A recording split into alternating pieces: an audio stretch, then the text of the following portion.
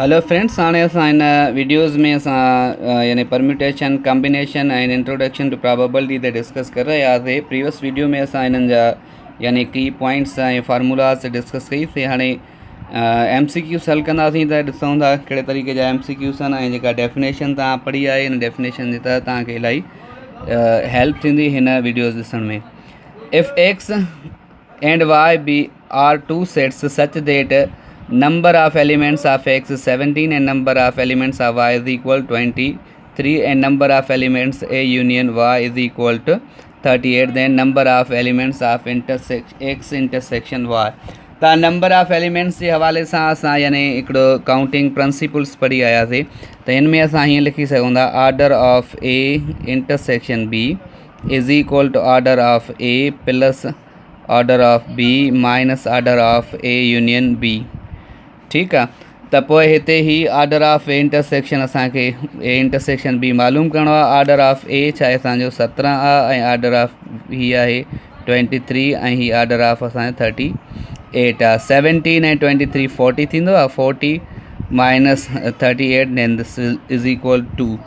त हिन जो रिज़ल्ट छा आहे 2 आहे ऐं 2 ऑप्शन बी में आहे। So option B is the correct option. Let U be a universal set and A, B are subsets of U. Number of elements of A is equal 700. Number of elements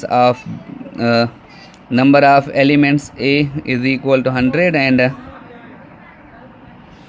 अच्छा तो हिते ही आहे number of elements of universal set is 700. A, B, C are the subset of universal set. Number of elements of A is 200 and number of elements of B is 300. Then number of elements of A intersection B is 100. Then what will be number of A complement intersection number of B complement? सब खां पहिरियां त जेकॾहिं असां A complement जा जेकॾहिं number count कंदासीं त ए कॉम्प्लीमेंट जेका नंबर हूंदा उहे छा हूंदा, नंबर ऑफ ए कॉम्प्लीमेंट जेकॾहिं काउंट था कयूं त हीअ छा हूंदो, number of universal set minus number of A. त यूनिवर्सल सेट छा आहे 700 आहे ऐं उन खां बाद में ए जा जेके एलिमेंट्स आहिनि उहे छा ठहंदा 200 ठहंदा आहिनि। दिस विल बी 500 यानी number of a element of A complement is equal to 500। Simply order of B complement जेको आहे उहो थींदो 700 ऐं बी जा जेके नंबर ऑफ एलिमेंट्स आहिनि उहे आहिनि असांजा 300 देन दिस विल बी 400 यानी असां चई सघूं था ऑर्डर ऑफ बी कॉम्प्लीमेंट जेके हूंदा उहे छा जी इक्वल हूंदो यानी 400 जी। ठीकु आहे, त हाणे असां सभ खां पहिरियां हीअ जेको आहे A complement intersection B complement इहो इज़ इक्वल हूंदा A union B whole complement जे। ठीकु आहे, त हीअ छा जी हूंदा हिन जे इक्वल हूंदो आहे।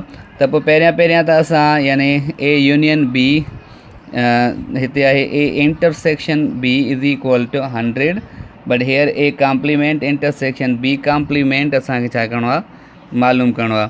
त पोइ हिन खे असां कीअं सिंप्लीफाई करे सघूं था, यानी सभ खां पहिरियां त असां छा कंदासीं A union B whole complement असां मालूम करणु चाहींदासीं। यानी ए यूनियन बी जेकॾहिं असां हीअं लिखूं order of A intersection B whole is equal ही थींदो order of A complement plus order of B complement minus order of A complement union B complement. त पोइ असां हिन खे हीअं लिखी सघूं था त यानी A intersection B whole complement is equal to A complement intersection B complement. So we can say that A intersection B whole complement is equal to universal difference A intersection B जा जेके यानी order हूंदो। ठीकु आहे, त पोइ असां हिते चई सघूं था त ए इंटरसेक्शन या A union B whole complement this will be equal to 700 minus 100 so this will be equal to 600। अच्छा, हाणे असां लिखी सघूं था हिन खे यानी order of A complement intersection B complement खे त हीअ थींदो असांजो यानी order of A complement plus order of B complement minus order of A complement union B complement. त पोइ हीअ थींदो असांजो 500 ऐं हीअ आहे 400 ऐं हीअ माइनस आहे यानी 600 ठीक है। तो ही थींदो 900 and minus 600 then this will be equal to 300। ॾिसूं त 300 किथे ऑप्शन आहे, अचो ॾिसूं 300 जी हाँ ऑप्शन ए जेको आहे उहो असांजो 300 आहे। सो ही असांजो करेक्ट ऑप्शन आहे, यानी ऑप्शन बी सी डी जेके आहिनि उहे असांजा करेक्ट ऑप्शन न आहिनि। प्रॉब्लम नंबर 3 आहे how many positive 3 digits whole numbers can be formed using the digits. ही जेके डिजिट्स आहिनि ही यूज़ करे असां यानी नंबर्स ठाहींदासीं 3 डिजिट्स से। तो यानी छा हूंदो असांजो 3 डिजिट्स हिन में यूज़ कयूं था त इट मीन ही असांजी चाहे परम्यूटेशन आहे, यानी तव्हां परम्यूटेशन वारो फार्मूलो यूज़ करे सघो था। टोटल नंबर्स घणा आहिनि 1 2 3 4 5 त 5 परम्यूट 3 यानी 5 में असां घणा सिलेक्ट कयूं था 3 सिलेक्ट था कयूं त पोइ ही this 5 factorial hair 5 minus 3 whole factorial, so this will be 5 factorial over 2 factorial, so we can say that 5 4 3 into 2 factorial and 2 factorial में cancel थी वेंदो ऐं ही simplify कंदासीं then this will be 20 ऐं 20 खे 3 सां मल्टीप्लाई कंदासीं 60। अच्छा जेकॾहिं हिते ही 60 अचे थो पर हिते असांजो ऑप्शन में किथे बि 60 आंसर कोन्हे को, 25 आहे 75 100 आहे 125। त असां हीअं चई सघूं था यानी 5 प्लेस 3 प्लेसिस आहिनि ऐं 5 नंबर्स आहिनि त हर प्लेस में असां यानी नंबर्स रिपीट बि करे सघूं था न। हिते 5 वे सां ही बि 5 वे सां ही जेके 3 प्लेसिस आहिनि असां 5 वे सां ही फिल करे सघूं था। सो 5 into 5 into 5 125 ठीकु आहे। सो this will B 125। Option D is the correct option. उन सां गॾु आहे नंबर 4 में एन 40 चूज़ टू 1। ही त सिधो सो असां पढ़ी आयासीं त N choose to 1 then this will be equal to N choose to 1 त ही छा थींदो असांजो this will be N choose to 1 ही छा थींदो असांजो एन थींदो। So this will be N यानी it mean 40। So option A is the correct option. Probability of A plus probability of A complement पोइ त थ्योरी में पढ़ी आयासीं त इहो 1 जे इक्वल हूंदो आहे। So option B is the correct. If S is equal to 1 2 3 4 and A is equal to 1 2 then probability of A यानी एस जेको आहे ऑर्डर ऑफ सिंपल स्पेस जेको आहे हिते असांजा 4 आहिनि ऐं ऑर्डर ऑफ जेको असांजो ही आहे ए जो ऑर्डर्स जेके आहिनि इवेंट जा उहे असांजा 2 आहिनि त प्रोबेबिलिटी छा थींदी दिस विल बी 2/4 सिंप्लीफाई कंदासीं त 1/2 or 0.5। So this will be जेकॾहिं हिन खे सिंप्लीफाई कयूं था त ही 0.5 option C is correct option. Problem number 7 ते ईंदासीं। The probability to be gotten when N are numbers in dice thrown once is यानी डाइस ते जेकॾहिं असां अप्लाई कयूं था डाइस खे हीअं उछलायूं था त सिंपल स्पेस हिन हीअ थींदी 1 2 3 4 5 6।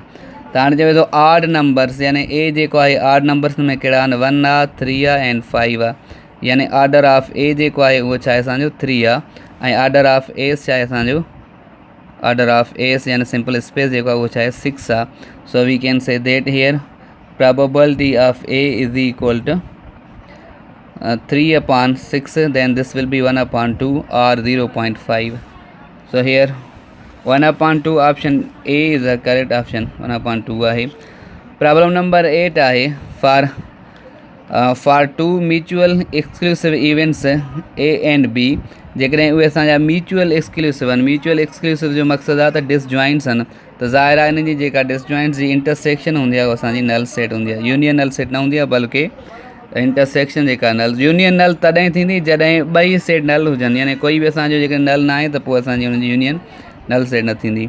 The number of ways to arrange 5 keys इन ए की रिंग यानी की रिंग में जेकॾहिं असां हुनखे अरेंज कंदासीं 5 की खे त यानी हीअ असांजी सर्कुलर परम्यूटेशन आहे n-1 होल फैक्टोरियल। सो 5 कीज़ आहिनि 5 - 1 whole factorial then this will be 4 factorial. ठीकु आहे 4 factorial option C is the correct option. Permutation N permute R जेका आहे उहा इक्वल छाजे हूंदी उहा इक्वल हूंदी आहे यानी जेकॾहिं असां हीअं चई सघूं था त हीअ असांजी एन चूज़ आर जेका आहे उहा इक्वल हूंदी आहे P permute to R divided by R factorial. त हिते डिवाइड थी करे हेॾे आर छा कंदी हिन सां वञी मल्टीप्लाई थींदी, so P permute to R then this will be R factorial into N choose R. ठीकु आहे, एन चूज़ आर ऐं this is the problem number option C is the correct option.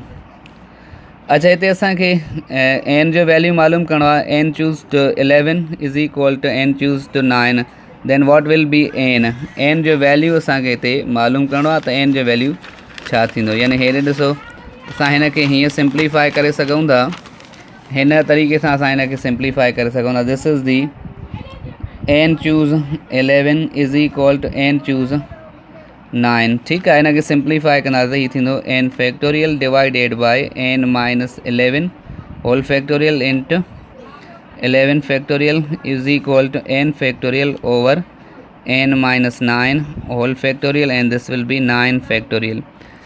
अच्छा, हाणे अगेन जेकॾहिं असां हिन में सिंप्लीफाई कयूं, यानी वधीक सिंप्लीफाई करण खां बहितर आहे त असां हिते कोई एन पुट करे ॾिसूं त हुन में किथे असांजो एन जो जेको वैल्यू आहे उहो असांखे एग्ज़ैक्ट मिले थो। यानी जेकॾहिं असां हिते हिकिड़ी शइ यादि रखो त एन जेको आहे मथे जेको आहे उहो ग्रेटर हूंदो आहे कंहिंसां हेठिए खां, यानी आर खां। त यानी 8 ऐं 10 त हिन में यूज़ नथा करे सघूं। बाक़ी जेके ऑप्शन आहिनि 15 ऐं 20 मां ऑप्शन जेको आहे सो करेक्ट थी सघे थो। त 15 ऐं 20 जे हवाले सां जेकॾहिं असां हिन खे सिंप्लीफाई कंदासीं त हीउ एन फैक्टोरियल में कैंसिल थी वेंदो। ऐं शॉर्टली जेकॾहिं असां हीउ 9 फैक्टोरियल आहे त हिन खे वठां लिखी सघूं था n minus 11 whole factorial 11 into 10 into 9 factorial then this will be n minus 9 and n minus 10 and n minus 11 whole factorial and 9 factorial। 9 factorial तो 9 factorial में कैंसिल थी वेंदो।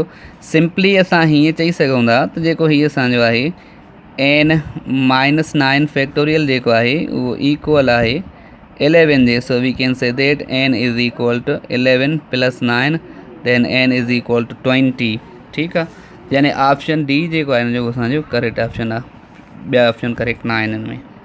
ठीकु आहे।